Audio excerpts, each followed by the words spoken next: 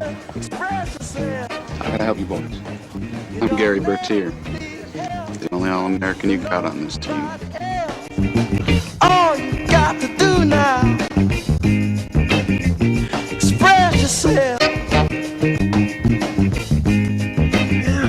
Whatever you do. Oh, hello. My name is Dr. Crape. Welcome to my beginner level course. This is Gerry Bertier 101. This is a beginner level course. Welcome. Alright, well, we're going to be covering some multiple things this morning. I hope you're really excited to get everything started. Well, what we're going to do today is we're going to make a Gerry Bertier. And we're going to define him in as many ways as we possibly can. What you say your name was Jerry? Gary. No, you must have said Jerry like Lewis, which would make you Dean Martin, right? Ladies and gentlemen, got an announcement to make. We got Jerry Lewis and Dean Martin going to camp with us here this year. Jerry tells the jokes, Dean sings the songs, and gets the girl. Let's give him a round of applause. So the first thing we're going to do today is open our handy dandy textbooks. And the first thing we need to describe today about Gerry Bertier is what is his training type. That is a very important thing you might ask yourself when you're deciding to become a leader. So, rip. I'm going to read it straight out of this page. This training type. Training is a planned effort by an organization to facilitate members' learning of specific competencies. Training is a structured method linked to strategic goals and objectives, with specific tasks, standards of performance, and time spent training. Now, how exactly does that relate to Gerry Bertier, you might ask? Well, there are 4 different types of trainers, and right now I'm going to describe to you probably the 2 that we think closely resemble Mr. Bertier. All right, man, listen. I'm Gary. You're Julius.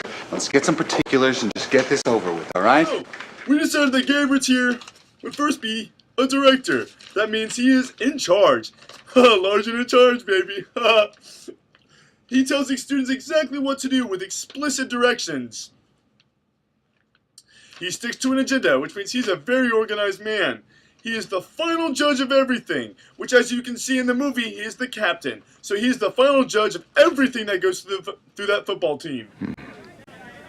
Well, you're the captain.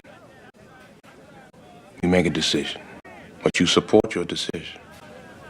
Okay, students, so what we all decided today is that Gerry Bertier will probably be a coach. What does that even mean? You might ask yourself. He draws on the strengths of his teammates.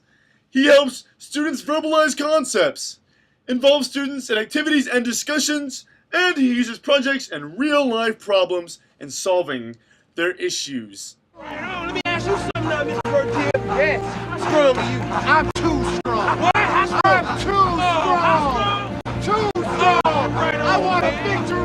No, I want a victory. I want a victory. No, I want a victory. You want a victory?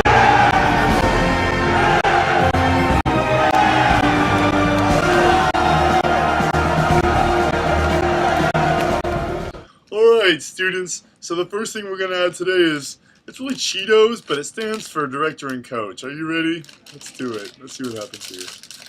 Oh my god, what's going to get it open?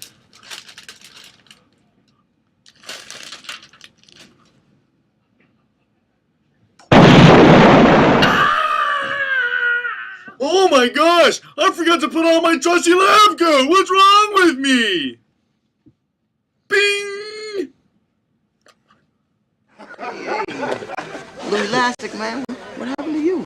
Man, I just gave your mama a piggyback ride and she weighs twice as much as I. Oh, hello. Welcome back to Gerry Bertier 101.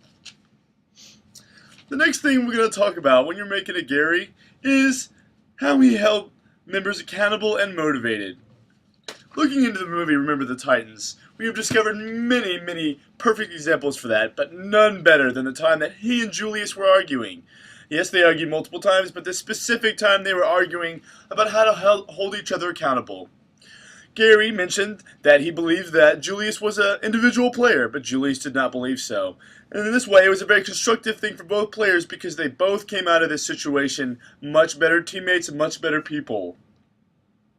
All right, honestly, I think you're nothing.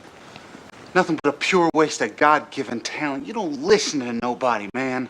Not even Doc or Boone. Shiver push on the line every time, man. You blow right past them. Push them, pull them, do something. You can't run over everybody in this league. And every time you do, you leave one of your teammates hanging out to dry. Me in particular. Why should I give a hoot about you? Huh?